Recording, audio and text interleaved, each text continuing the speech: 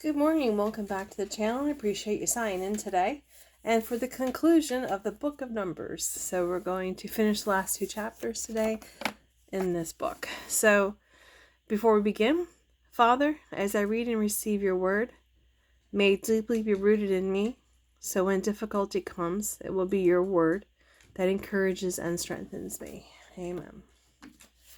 So, as I said, chapter 35 and 36 today, and then a recap, like I always do, what this book was all about, and that'll be it. Chapter 35, Towns for the Levites. While Israel was camped beside the Jordan on the plains of Moab, across from Jericho, the Lord said to Moses, "Instruct the people of Israel to give to the Levites from their property certain towns to live in, along with surrounding pasture lands. These towns will be their homes, and their surrounding lands will provide pasture for their cattle, flocks, and other livestock. The pasture land assigned to the Levites around these towns will extend 1,500 feet from the town walls in every direction. Measure off 3,000 feet outside the town walls in every direction, east, south, west, north, with the town at the center. This area will serve as a larger pasture land for the towns.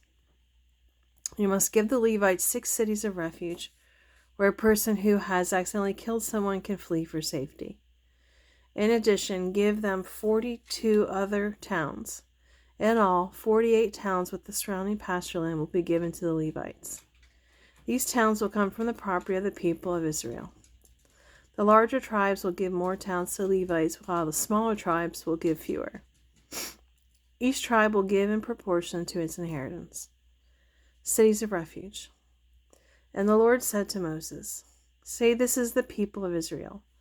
When you cross the Jordan to the land of Canaan, designate cities of refuge for people to flee to if they have killed someone accidentally. These cities will be places of protection from a dead person's relatives who want to avenge the death. The slayer must not be killed before being tried by the community. Designate 6 cities of refuge for yourselves, 3 on the east side of the Jordan River, and 3 on the west side in the land of Canaan. These cities are for the protection of Israelites, resident foreigners, and traveling merchants. Anyone who accidentally kills someone may flee there for safety. But if someone strikes and kills another person with a piece of iron, it must be presumed to be murder, and the murderer must be executed. Or if someone strikes and kills another person with a larger stone, it is murder, and the murderer must be executed. The same is true if someone strikes and kills another person with a wooden weapon. It must be presumed to be murder, and the murderer must be executed. The victim's nearest relative is responsible for putting the murderer to death. When they meet, the avenger must execute the murderer.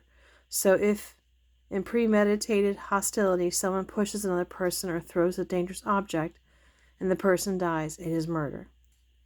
Or if someone angrily hits another person with a fist, and the person dies, it is murder. In such cases, the victim's nearest relative must execute the murderer when they meet. But suppose someone pushes another person without premeditated hostility, or throws something that unintentionally hits another person, or accidentally drops a stone on someone. Though they were not enemies, and the person dies. If this should happen, the assembly must follow these regulations in making a judgment between the slayer and the avenger, the victim's nearest relative. They must protect the slayer from the avenger, and they must send the slayer back to live in a city of refuge until the death of the high priest. But if the slayer leaves the city of refuge,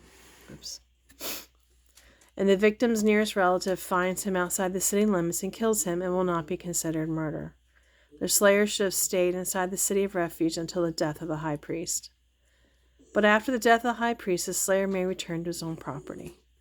These are permanent laws for you to observe from generation to generation, wherever you may live. All murderers must be executed, but only if there is more than one witness. No one may be put to death on the testimony of only one witness. Also, you must never accept a ransom payment for the life of someone judged guilty of murder and subject to execution. Murderers must always be put to death, and never accept a ransom payment from someone who has fled a city of refuge. Allowing the slayer to return to his property before the death of the high priest. This will ensure that the land where you live will not be polluted, for murder pollutes the land. And no atonement can be made for murder except for the execution of the murderer.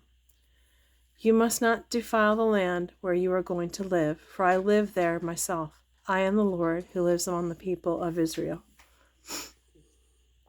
Chapter 36. Women who inherit property.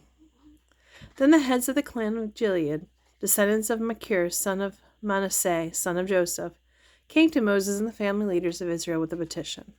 They said, Sir, the Lord instructed you to divide the land by sacred lot among the people of Israel. You were told by the Lord to give the inheritance of your brother Zelophehad to his daughters. But if any of them marries a man from another tribe, their inheritance of land will go with them to the tribe into which they marry.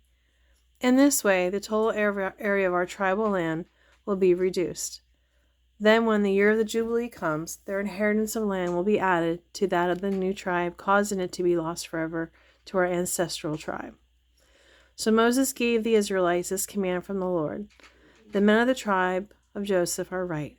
This is what the Lord commands concerning the daughters of Zelophehad. Let them marry anyone they like, as long as it is within their own ancestral tribe. None of the inherited land may pass from tribe to tribe, for the inheritance of every tribe must remain fixed as it was first allocated. The daughters throughout the tribes of Israel who were in line to inherit property must marry within their tribe, so that all the Israelites will keep their ancestral property. No inheritance may pass from one tribe to another. Each tribe of Israel must hold on to its allotted inheritance of land. The daughters of Zelophehad did as the Lord commanded Moses. Mahlah, Tirzah, Hoglah, Milcah, and Noah all married cousins on their father's side. They married into the clans of Manasseh, son of Joseph. Thus their inheritance of land remained with their ancestral tribe. These are the commands and regulations the Lord gave to the people of Israel through Moses, while they were camped on the plains of Moab beside the Jordan River across from Jericho. Okay, that is the last chapter in the book of Numbers. And I try to remember to do each time, and I sometimes forget, is just to read the beginning, which described what the book of Numbers was all about, because honestly, by now I forget too. So the author was Moses, somewhere between 1420 or 1220 BC. The content is this book deals with the journey of the Israelites from Mount Sinai to the edge of Canaan and their preparation to enter the land of God that God had promised them. Because of Israel's sin and unbelief, however, God did not allow them to settle there, but made them wander in the wilderness for 40 years. After that time, they slowly made their way back to Canaan. This time, ready to obey God's commands. After winning some important battles in the east of the Jordan River, the Israelites prepared to enter the land itself. The theme is Numbers shows the continual faithfulness of God and the unbelievable sin of the people. Israel rejected God, but he remained true to his word, leading the people through the wilderness and providing for their needs. In the New Testament, the Christian life is likened to a wilderness that Christians must pass through on their way to heaven. That was Hebrews chapter 3, verse 7 to 9, and chapter 4, 8 through 11, which we haven't read yet. Okay, so that's it for today. I know it's a short video, but we'll pick up tomorrow with Deuteronomy. So that'll be next. Have a great day, everybody. Thank you for joining.